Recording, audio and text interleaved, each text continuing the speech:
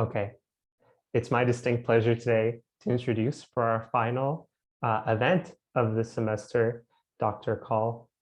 Dr. Kaul, PhD, MSc, BA honors, is a multidisciplinary academic, novelist, poet, artist, and economist. Over the last 2 decades, she has researched and published extensively on themes relating to democracy, political economy, identity, the rise of right-wing nationalism, feminist and post-colonial critiques. Bhutan, India, Kashmir. Her books include Imagining Economic Otherwise, Future Tense, Man Asian Literary Prize Shortlisted Residue, and Can You Hear Kashmiri Woman Speak?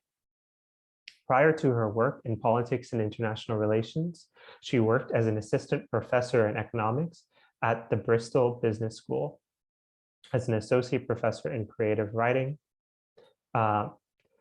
in Bhutan. Currently, she is a reader in politics and international relations at the Center for the Study of Democracy, University of Westminster in London, where she teaches MA courses on the state, politics, and violence, and post-colonial international relations, and supervises PhD dissertations. She writes and speaks within and outside academia.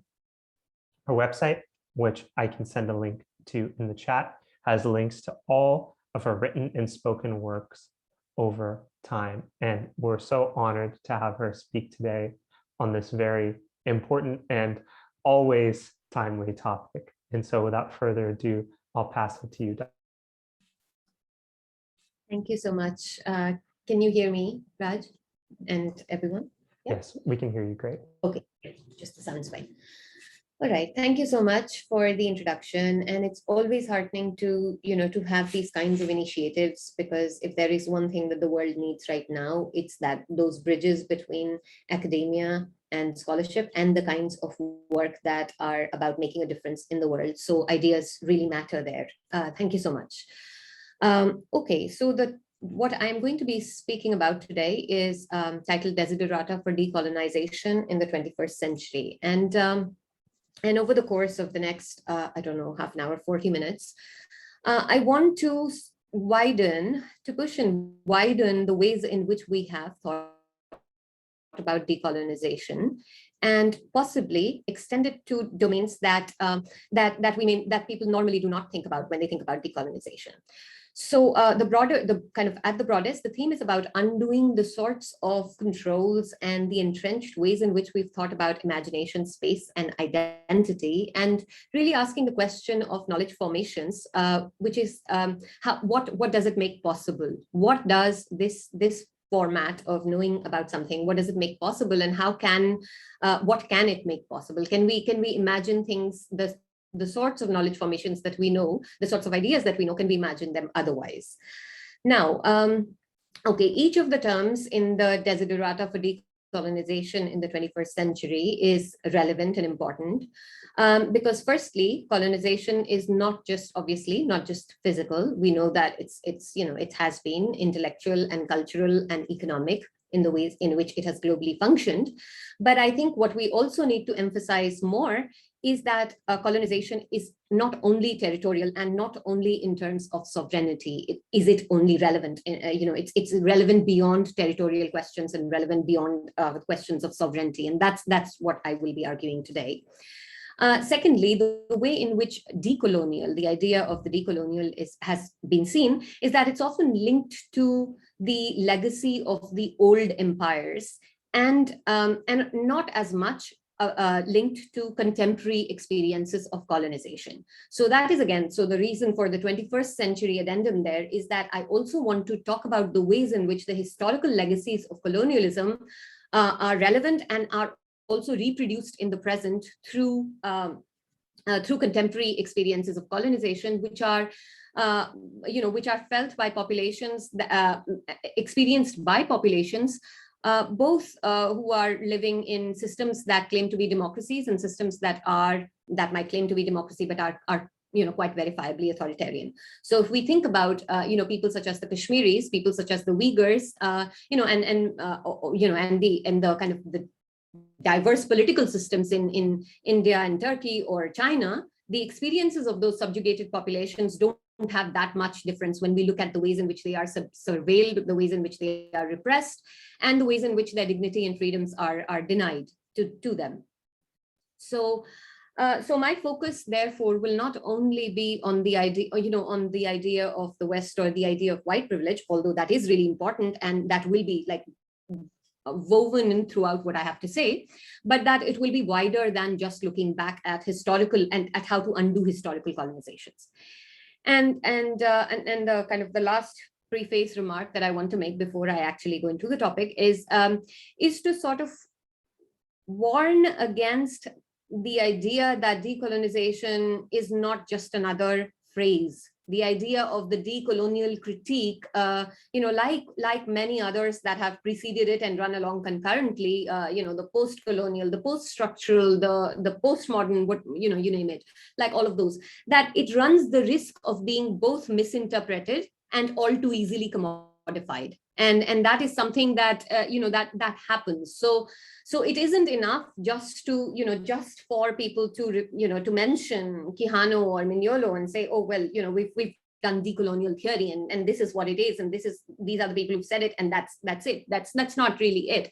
It is I would argue very much part of a praxis, and it ties in with both what has come before and with what we are surrounded by. So I would argue, therefore, that for me, the term, not argue, I would express that for me, the term means adopting a worldview that moves us to question the ways in which the institutionalizations and systematizations of knowledge trajectories are linked to narratives of dispossession, how to discourses of legitimization, to the ways in which memory functions in the present, historical memory functions in the present, and to questions of indigenous political expressions and understanding of identities as they travel through the disciplining processes of territory and time. So these sorts of broader epistemic questions for me are very much a part of what I mean when I use the term decolonization. And therefore, historically, when we see the anti-colonial impetus, the anti-colonial critique, was part of the anti-colonial nationalist struggles that have found their way into newer kinds of nation statist projects, which are not necessarily less repressive. And my sort of desiderata here, as it were, is of arguing for an anti-colonial, anti-nationalist position, a position that isn't tied to a certain idea of the nation state, and that questions it. So what does decolonization in the 21st century mean, therefore? And, and herein I want to sort of broadly structure what I have to say along three specific lines. So I would, I'll use as I was thinking of how to pull together these strands of thought from different disciplines and different bodies of critique, I thought of the structuring device that is, that is familiar from Buddhist thought, that people think of, the body, speech, and mind. So that's how I want to structure it. I want to talk about what does decolonization mean in the sense of, can we talk about the decolonization of the body, of speech, and of mind? Because I feel that helps me bring in a variety of examples that I want to refer to here.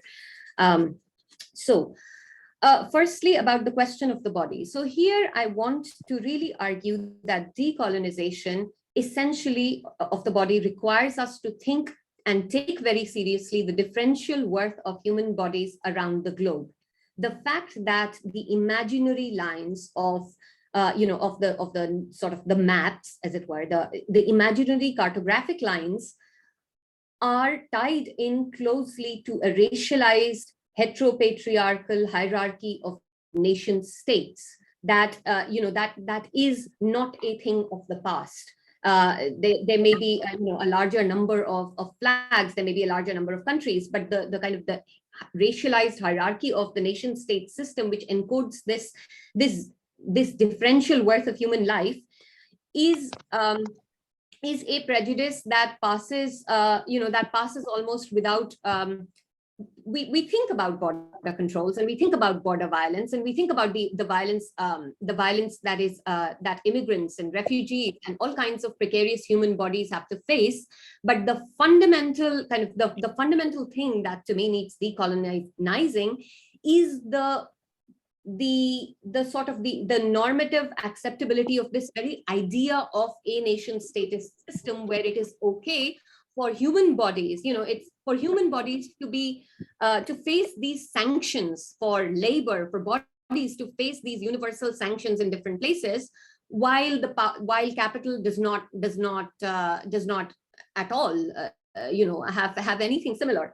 So if we look at it from the point of view of conventional theories, the very idea that we have a commonsensical idea of the economic logic that is built upon a system where labor and capital can move, but human bodies are not allowed to move across national borders. So that's one way of thinking about it. Another way of thinking about it is to draw attention to the ways in which the violence against those bodies that are deemed to be outside the nation state, the refugees, the migrants, etc., those fleeing persecution or seeking a better life, that those othered bodies, the way in which they are dehumanized and the violence against them. And kind of undergirding all of that is the very way in which the nation state system and its legitimacy, the idea that this is what states can and do actually do, involves a kind of dehumanization that is implicit and fundamental to it. I mean, the nation state system actually both produce and profit from class, and it is a very racialized system of privilege. Now, so this is also not about a certain kind of a certain kind of security or safety or something that is at the expense of those bodies. But on the contrary, there is a cascade of interlinked dehumanizations that tie very closely together those bodies that are othered outside these nation status boundaries with the bodies that are face different levels of precarity within the nation state.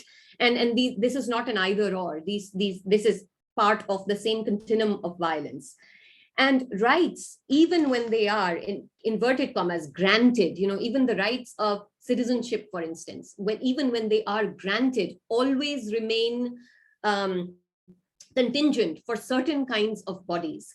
And that the kind of this and this is something that is that fundamentally needs to be rethought, and just as absurd and as barbaric as it would seem today for someone to look at the double entry records of bookkeeping on ships where enslaved people were transported around the globe, to look at those records of people as objects and to think that which was commonsensical then would seem completely beyond beyond understanding in so many ways now.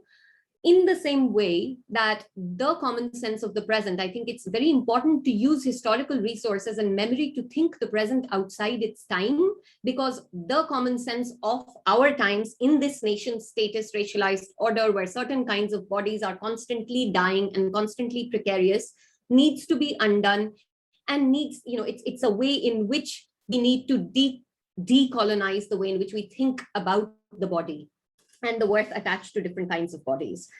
This is, another kind of point that I would like to sort of add on here before moving on to the idea of speech, is the way in which this hierarchy of nation states isn't just something that that is an abstraction. It has very real consequences, of course, in the ways in which, if we look at the representation in international bodies, if we were to speak about bodies, as it were, what are the sorts of voices, what are the sorts of representations of which nation states that get to determine some of the most important decisions globally, be they of war or peace, or be they of vaccines and survival, or or a thousand other things.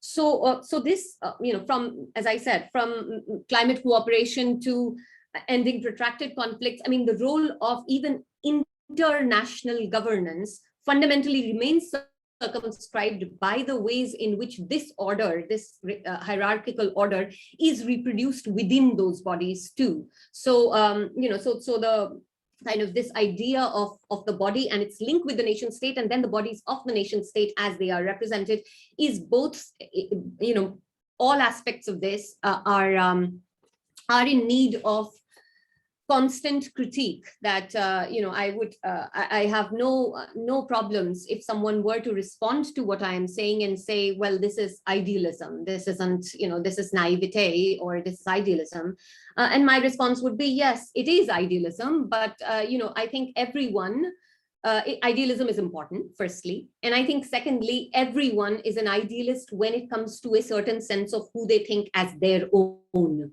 So if it's, and what I'm saying is that it is important to be idealist wider than just that small circle. And if all that, if all this ever achieves is for some people to think differently, I think that would be acceptable. Secondly, what does decolonization of speech mean?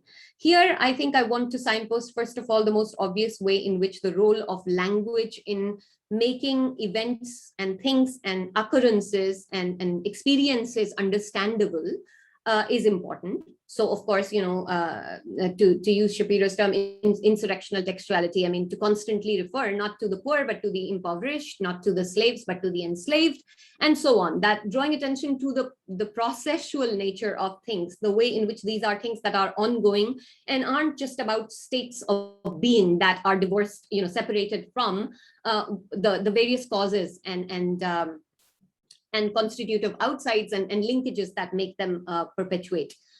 So it is about drawing attention to processes.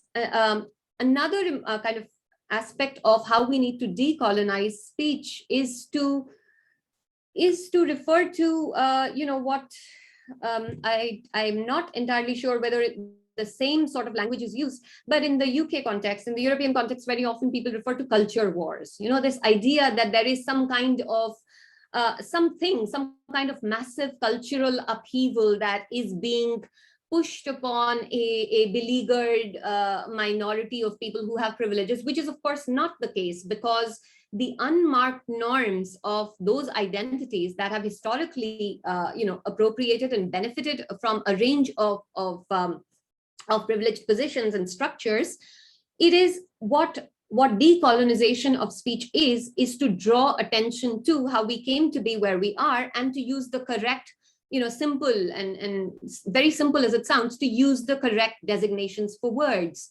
Wars are essentially violent refugee-making mechanisms. That is essentially what a war is. Human rights are not the preserve of any one specific part of the globe. Gender is not only something that then becomes related to power, but gender is fundamentally about power in the way in which, for instance, if we look globally today, in the way in which there is a commonality of misogynist speech that is in numerous political formations globally, that determines that helps them in determining their legitimacy, creating their supporters, legitimizing their policies. It's, Raj referred to the website, and that's where there's a lot of work that actually links to specific aspects of the ideas that I'm pulling together here. So I won't go into too much detail, but just to emphasize that, misogyny isn't the way in which I've argued about it. Misogyny isn't simply about the hatred of women. It is much more than that. It is politically a significant part of the way in which the global right wing functions at the present. And in fact, these various leaders, ranging from Trump to Bolsonaro to Erdogan to Modi to Duterte to whoever, that all of these leaders I have argued that they are actually electorally legitimated misogynist authoritarians who claim a monopoly on nationalism, dismiss their critics as anti-nationals, and claim to challenge neoliberalism while profiting from crony capitalism. It's something that is kind of analytically common to all of these projects. And this is why, and the fact that ideas matter, that speech matters, is why critical race theory is brought up by the far right in the US. It is why critical race theory and gender studies is the focus of so much attack in Europe and in the US and in South Asia and in Brazil, and globally, because ideas matter, because the way in which we refer to speech matters, and to decolonize our speech would mean to undo these sorts of kind of the power of this of the power that historically has that speech has had in perpetuating certain kinds of structures and privileges, and not, and us not being able to see the violence of those structures.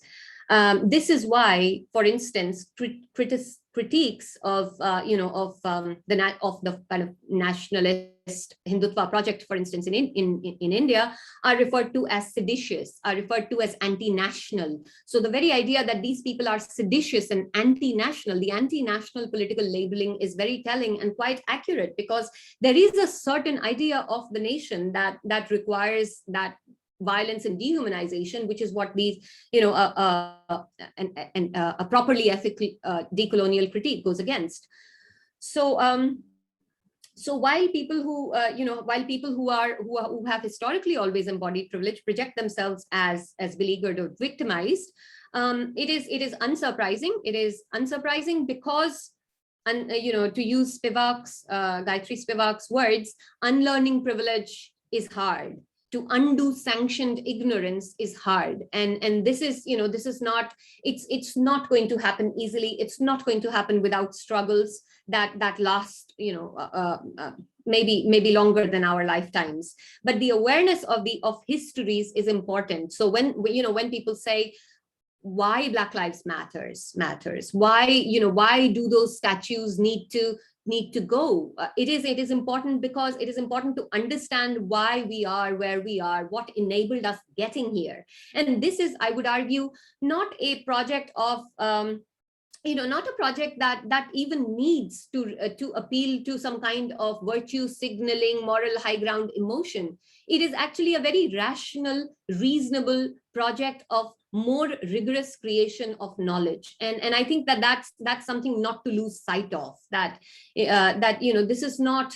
There's nothing to be ashamed of. There isn't any way in which these are not questions of reason, and questions that ought to be understood even by those who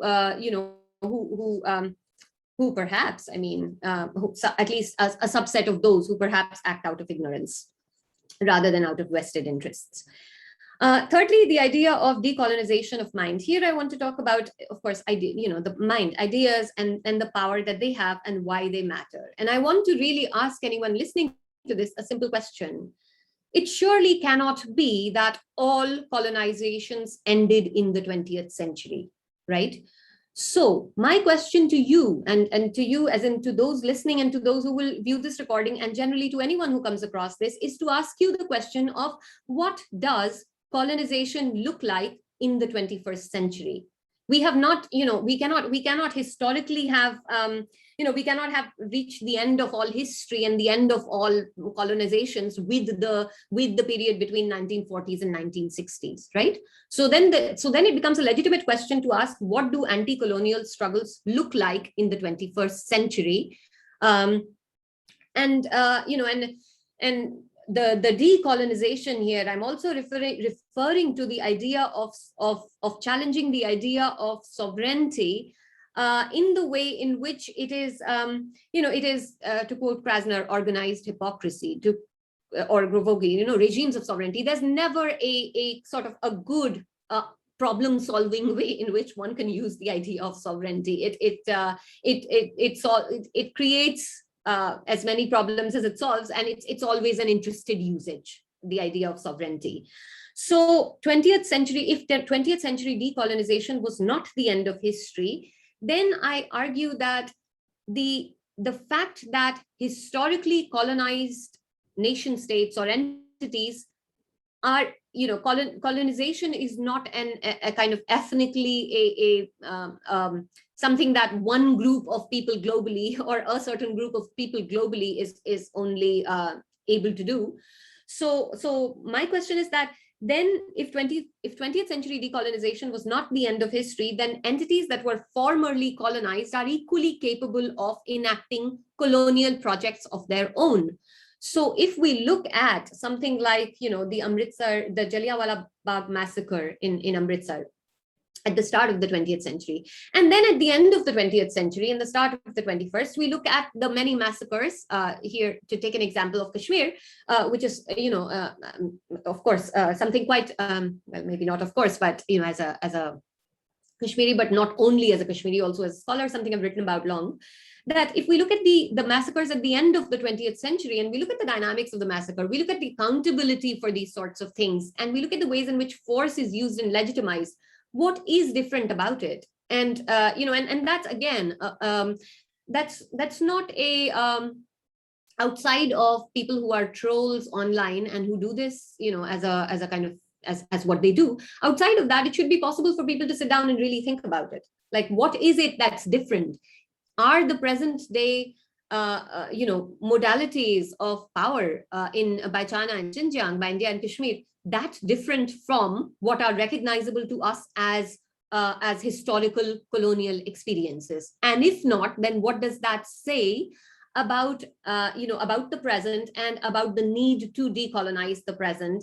And it's not it's not, of course, these are not in any way easy, straightforward questions, because obviously even with the idea of of various kinds of nationalist struggles, you're sort of working under erasure. You're as on the one hand recognizing the experiences of repression faced by subjugated populations, at the same time recognizing the ways in which formerly colonized populations resort to a kind of nativism, in the guise of sovereignty or of recovering their historical position in the scheme of things.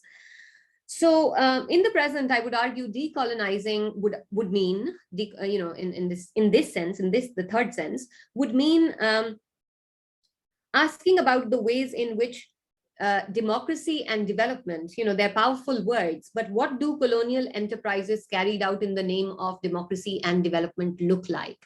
And how are they different from the colonial enterprises carried out in the names of the civilizing mission, the imperial civilizing missions of a century or two ago?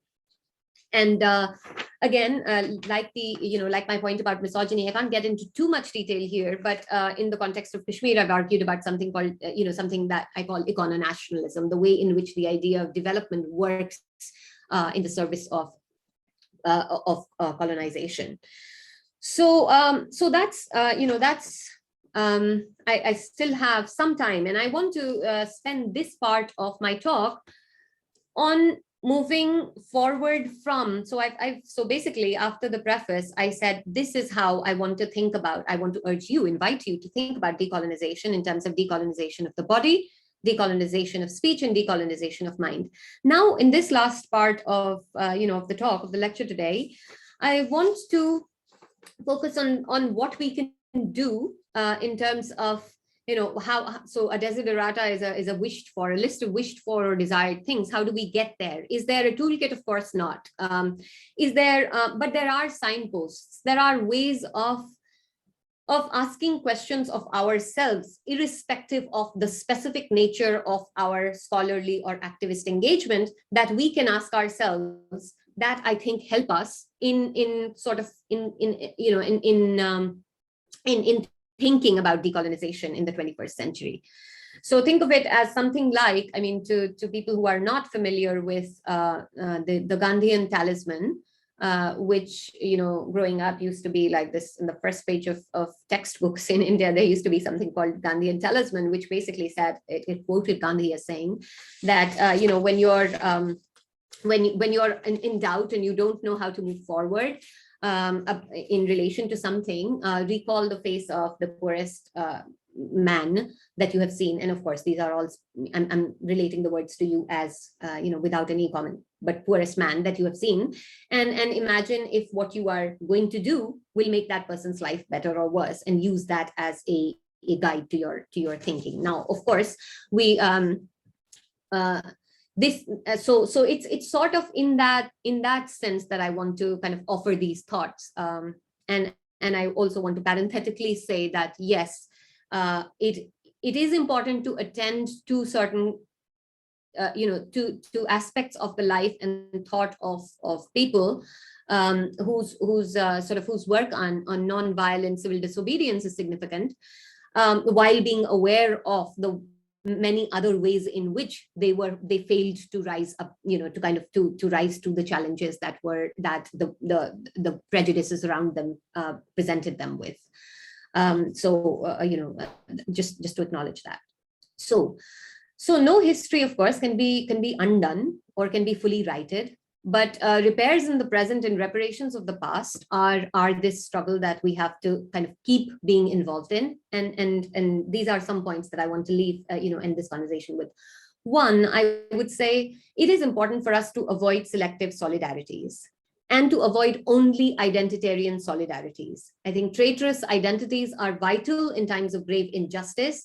This kind of work in feminist epistemology that testifies to the significance of kind of adopting traitorous identities, especially when, so for instance, as a Kashmiri who's not a Muslim, to stand up and say, this is important. It's important that this not be carried out, that the violence against Kashmiri Muslims not be carried out in my name.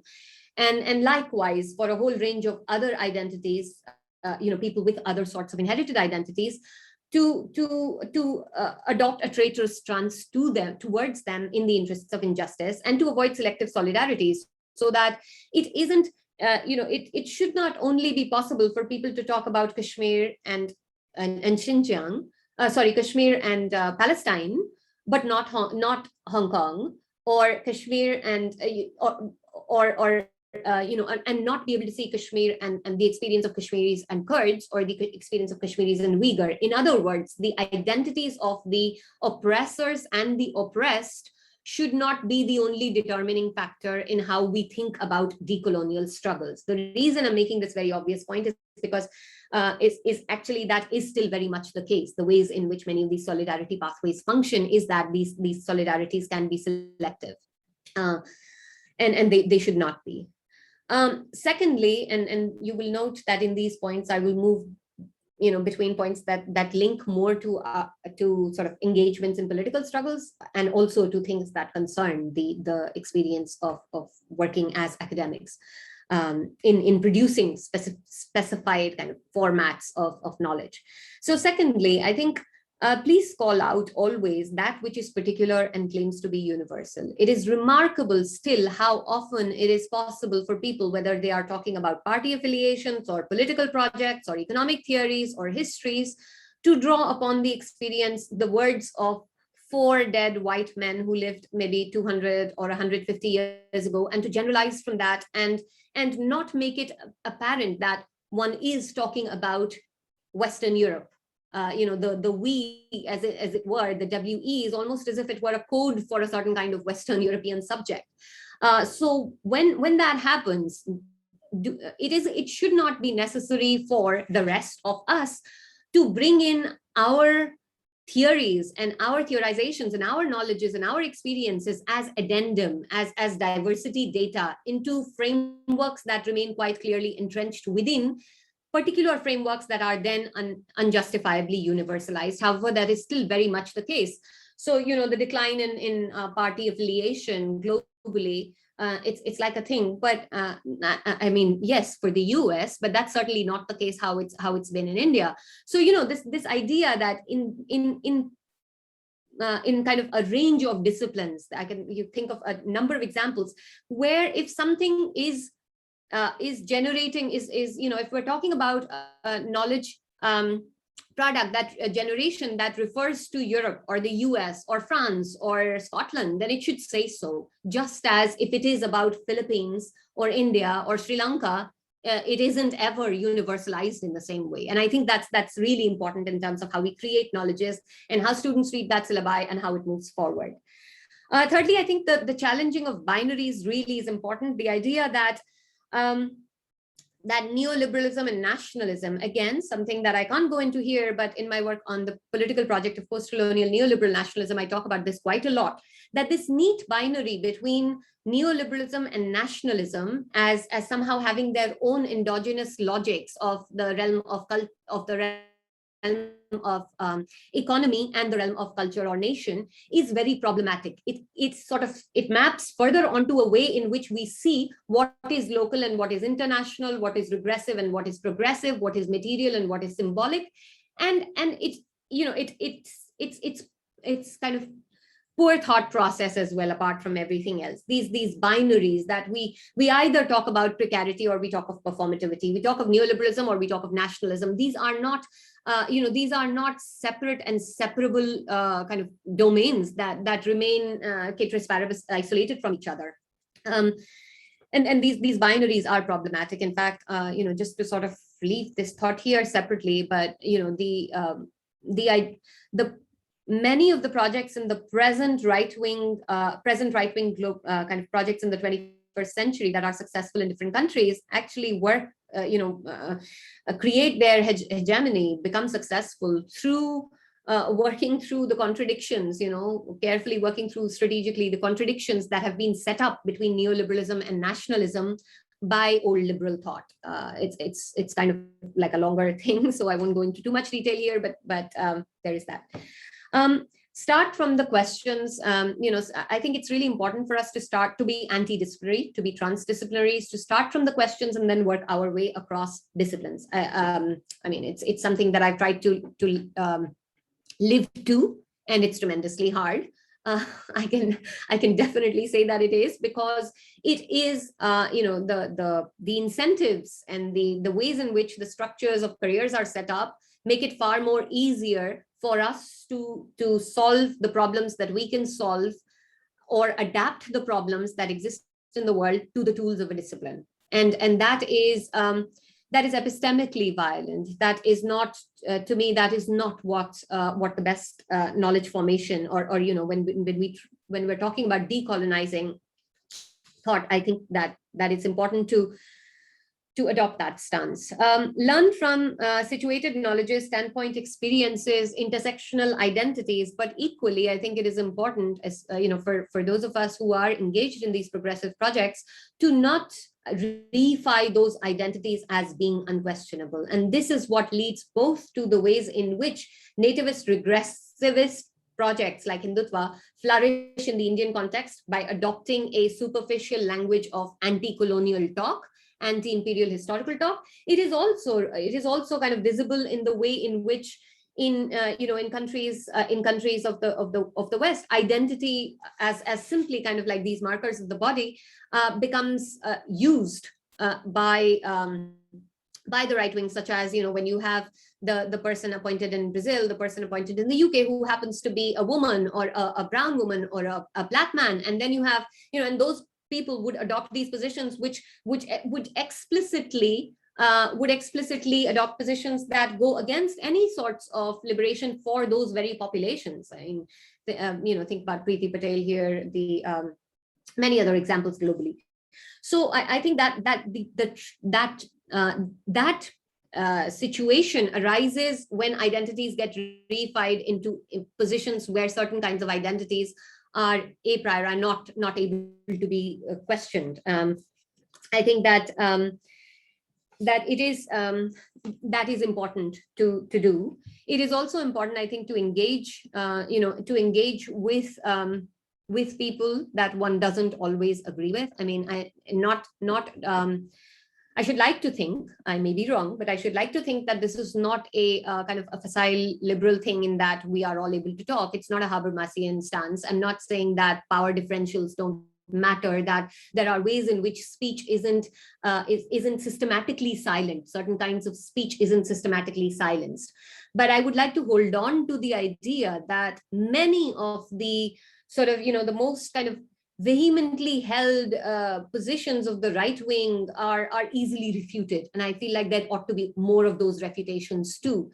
So it isn't really that academia is a hotbed of liberals and radicals and whatever, as the right wing constantly alleges, as people constantly allege. It may simply be the fact that as people who are engaged in some sort of social analysis, the appeal of finalistic or deterministic Aristotelian sorts of explanations that rely on teleology is less appealing to people who are, who are kind of trained in an academic mode of thought. So therefore, saying that this happened because these people are this, and this is simply the unfolding of it, is to adopt a kind of deterministic explanation that I think most scholars would fundamentally find problematic. And so that's it's that is the reason why a lot of people do not happen to have those positions in, those sorts of views in academia. I think a really important thought process for me is the use of and I actually hope to be saying more, thinking further about this in the future, is the use of counterfactual thinking. I think counterfactual thinking is, I want to argue, and perhaps at some point in the future argue more properly, that I think counterfactual thinking is a really vital resource in generating the sorts of solidarities, empathies, and politics that is important for decolonization in our times. Why? Because it really is about asking, what is it that makes it impossible for people to imagine, as a thought experiment, that a certain population, say in a three-piece suit and a tie, is tear gassed, right? What is it that makes it impossible to imagine that? What is it that makes it impossible to imagine that people who rule a certain population historically, could have looked like this? What is it that makes it so impossible to imagine that a conference on conflict, on political conflict, around the table, all of the people that are seated are only women? And in each of these cases, it is very easy for people to imagine these conferences where it's only men around the table, where protesters who look like protesters are being tear gassed. For people to be historically have been ruled by people who have a paler color of their skin. So these sorts, so the ways in which what we can't think about, I think, is very revealing of the sorts of structures that we need to think about. And and that works in every way. So I think that when it comes to thinking about, say, for instance, the impact of racism in the present, in certain situations, counterfactual thinking can be really useful. Or the ways in which dissent is criminalized and securitized and dealt with in heavy-handed ways is, again, I think counterfactual thinking makes it much more possible for us to think about, well, if this was a group of people that were dissenting but about a different thing, and if they were a different kind of people, you could not imagine them being subjected to the same sorts of repression. So I think that counterfactual thinking really is important. Of course, we need to amplify those whose knowledges are, going back to that point that I said, this is not a Habermasian position, whose knowledges are historically subjugated. But of course, we must equally not expect any neatly aligned identity position to have the key to justice, which gives us a certifiable badge of emancipation, because everyone and everything is fundamentally also always possibly fallible. Last couple of points. I think it's important to care about the nature of explanation. Now, this might seem like a really obscure point to be making in a talk on decolonization, but I think it is important. Because I think that it isn't, all too often it's presented as if, when we are talking about these sorts of things, that this is somehow coming at, this whole thing is somehow at the expense of rigor. It isn't. I think it is about better explanation. So what is it that we do when we explain? And if what we have done, if what our social scientific theory has done is to justify an outcome as having been inevitable, then I think we need to think about what the content of that, what the kind of format and structure of the very act of explaining is, and what is it that does not make sense, that cannot be asked as a question within that explanatory frame. What is the outer limit of that explanatory frame? This is So again, linking back to something, so this goes back to imagining economics otherwise, and this, this kind of a much more detailed argument that I make about the nature of explanation. So, it isn't enough to take a social outcome and say, well, given specialization and division of labor, given the fact that that this or that exists in the marketplace, this happened. That leads to a whole kind of range of ways in which all sorts of perverse outcomes, including discrimination, a structural and systematic prejudice and discrimination, gets explained as as that's what will happen because people are acting on incentive and they're all rational, and this is what would happen.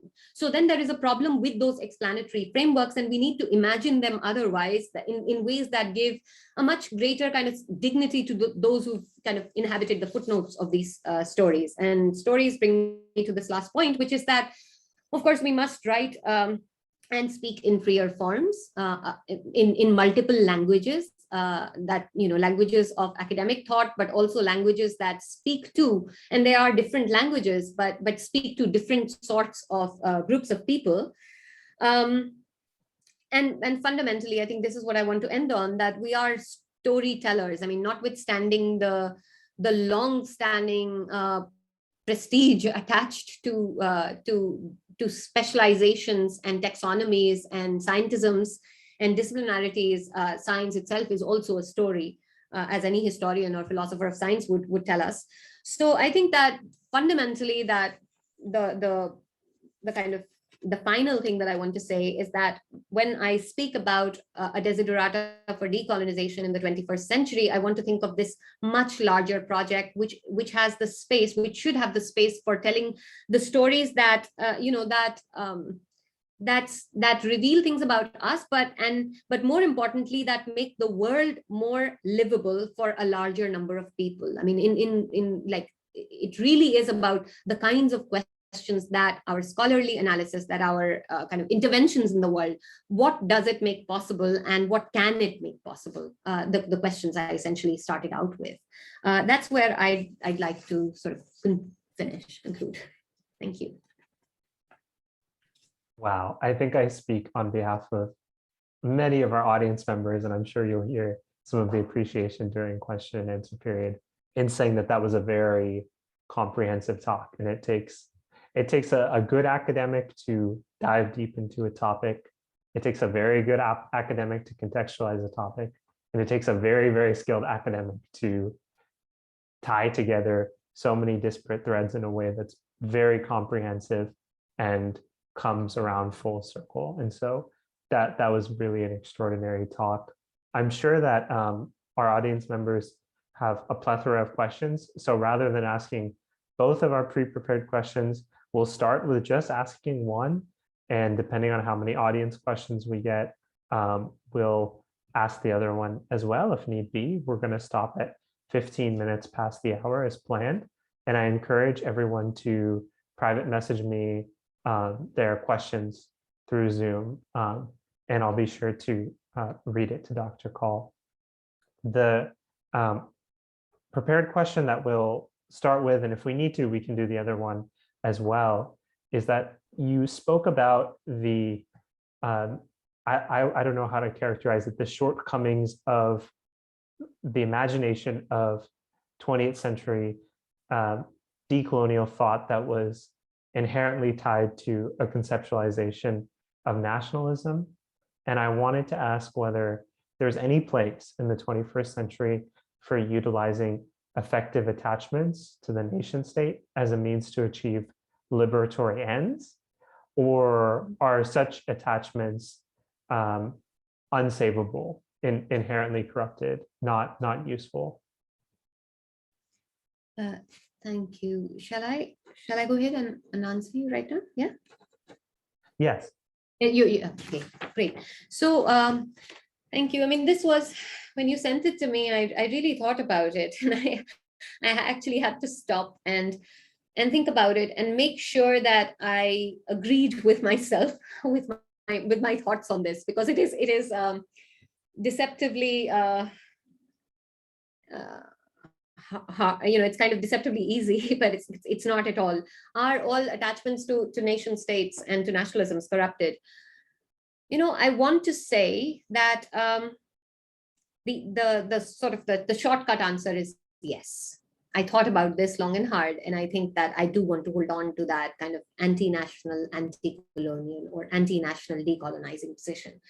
So what that means, I think that generally yes, because all nationalisms, even the best kind, rely upon the sort of the flag story of the inside and the outside, and even when they are trying to impel us to the most sort of liberatory ends, emancipatory ends, we're still drawing upon that fundamentally kind of circumscribed us. And I think that it isn't, it's not empirically the case that they really help us to they're manipulable.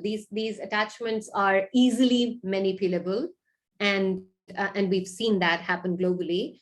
I will quote I recently saw online an excerpt. I haven't read it directly, but the latest book by Ai Weiwei and Snowden had tweeted about it, and I love that one line from it. So I will quote that one line. He said, "Learning about one's country is enough to put one on a collision course with the law."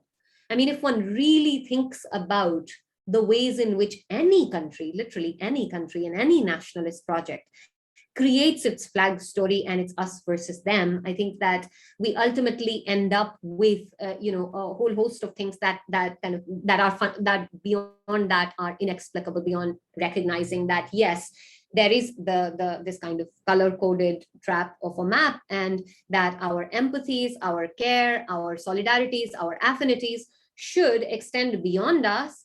And then at a certain geographical coordinate, they should, like a Wi-Fi connection, totally drop to zero. That, or maybe not totally drop to zero, because Huntington King country, etc., racialized identities maybe just get weaker and weaker the further away you are from the modem of the of the capital, the seat of power in that particular country.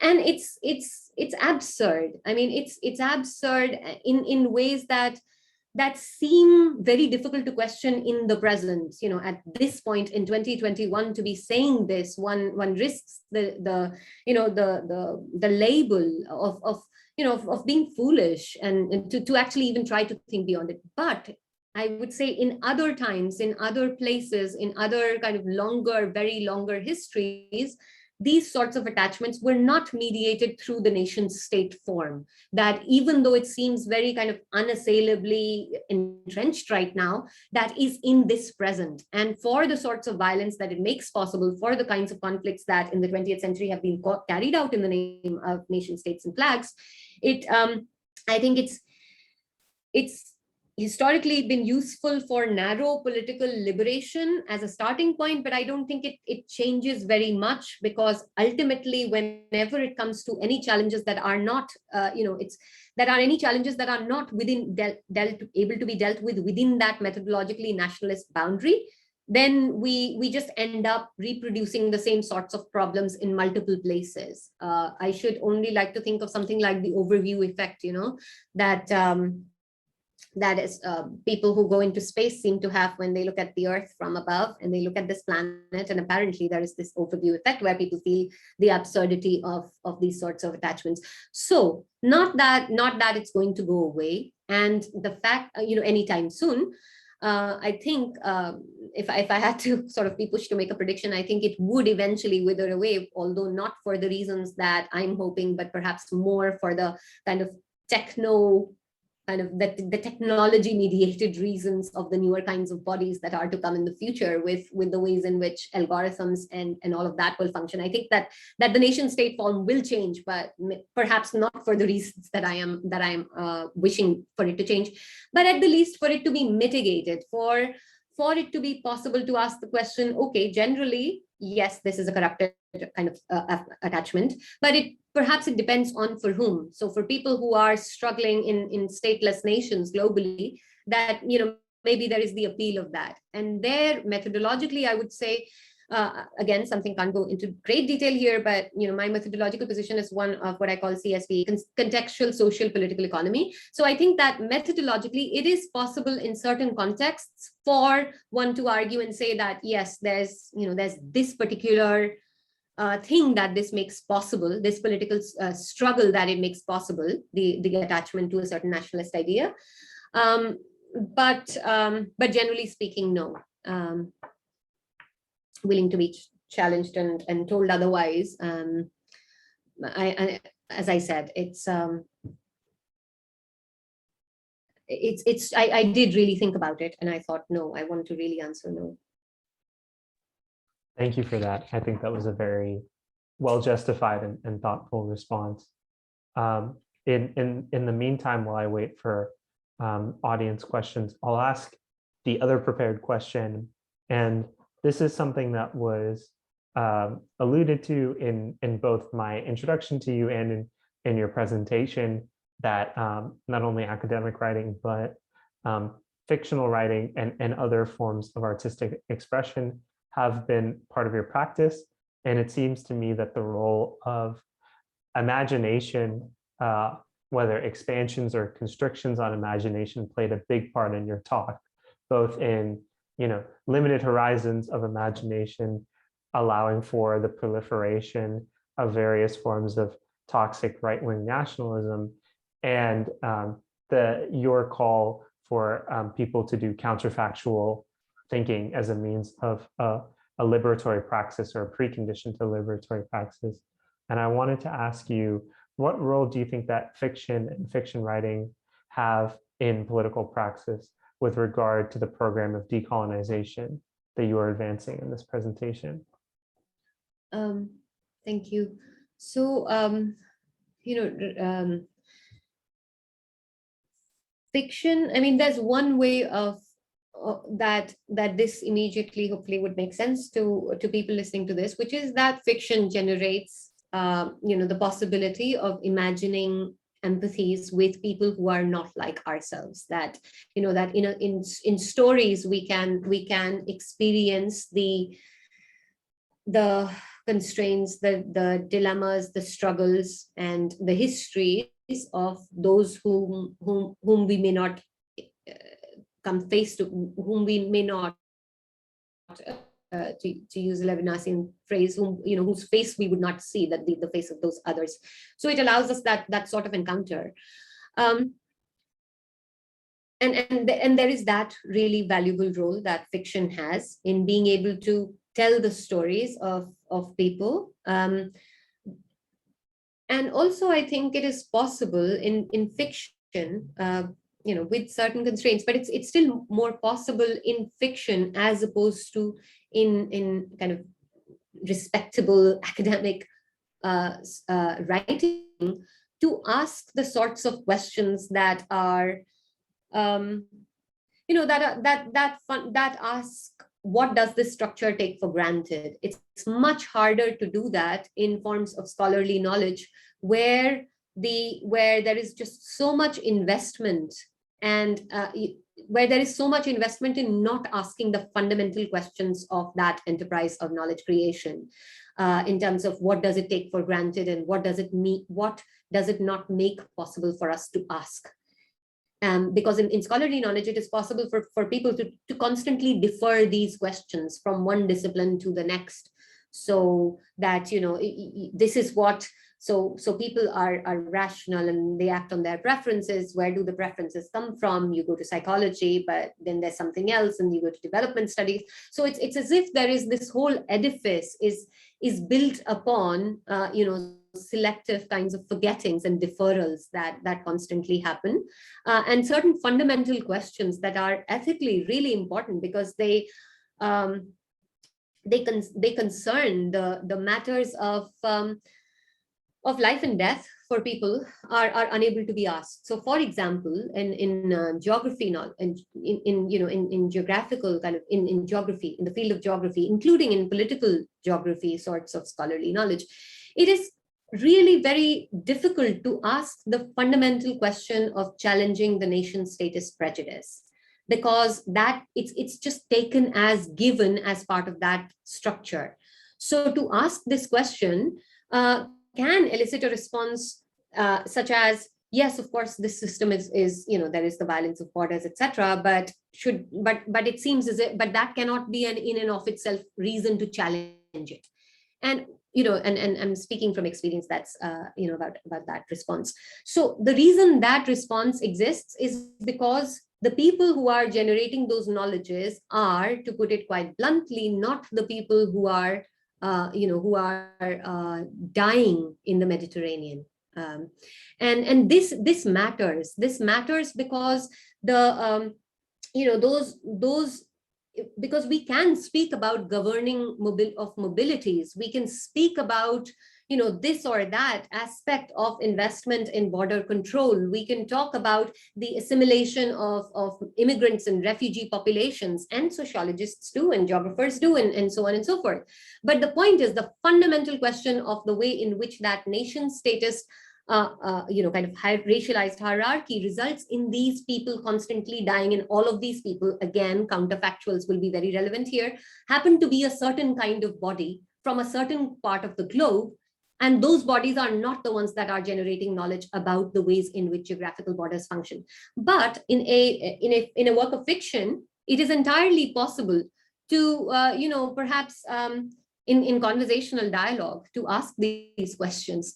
So in Residue, my first novel, the one that you referred to, the Manation, whatever prize listed, in that there is a dialogue between the two characters, Kea and Leon, and they're talking about relative privileges. So she's talking about how in histories, they're sitting over dinner, and they're Kashmiris, and the book is set in Berlin, which is kind of referencing that history of partition, divides, and absent people and absent imaginations and empathies. So they're talking about the Berlin of the past because there is a kind of historical link that brings them there. And they sit and talk, and she talks to him about how she grew up reading these stories, and how all of these stories were that she saw herself in were essentially stories of men, and women had certain very specific kinds of roles in it. And they're talking about various kinds of privileges, and the privilege that comes from wealth, and the privilege that comes from passport, because he has a British passport and she doesn't, and they're talking about the color of the passport, etc. And suddenly at some point in that conversation, they joke about the idea of, oh, well, but it's only because people give their implied consent. And there's this thing about, imagine if we had like the Gandhian passport bonfires, if everyone just refused to produce their passport upon travel, it would just, the whole system, they would just simply not be able to function with that level of disobedience, and it would simply collapse. So that is only possible, that story is only possible, that thought is only possible to even kind of figure in any way in a story. And the book has on its cover kind of the world map crumpled and on fire, kind of as representing the violence of these boundaries. Likewise, in Future Tense, the novel about Kashmir, I mean, it's in a sense very different from every other academic or other work on Kashmir that I've written, because this is a novel that's set in Kashmir, but it's kind of doing something in drawing attention to the conflicts in the lives of those characters, that and the lack of any the various shades of gray that they inhabit in terms of the conflict affecting every single decision of their lives, but also a certain spectacular kind of resistance that these I don't suppose I could explain any of it, but this idea of freedom and this thing that happens at a function where an important dignitary is giving the sort of speech that dignitaries do, and how the idea of freedom is referred to within that book. So I guess my point is that there is a way for stories to make us think in that other kinds of work simply cannot make it possible for us to do that, and in the way in which stories and poems can. Thank you for that, Dr. Kaul. I appreciated how you brought in specific examples from your fictional works, because I think that fleshed it out a lot. We're actually just about at time. I wanted to, before we close off the event, give you, Dr. Kaul, the opportunity to say any closing words if you have any. No worries if you don't. I mean, these are not not conversations simply in the present, because we are dispersed as a. So I am addressing you and your wonderful fellow students and the academics and other people who have joined us online. But I think I'm thinking of these dialogues as dialogues that are to come, with hopefully with people who agree or disagree, or who think about this, or in some sense that this may relate hopefully to what they're thinking about. And if that is the case, I would I would be very happy to hear from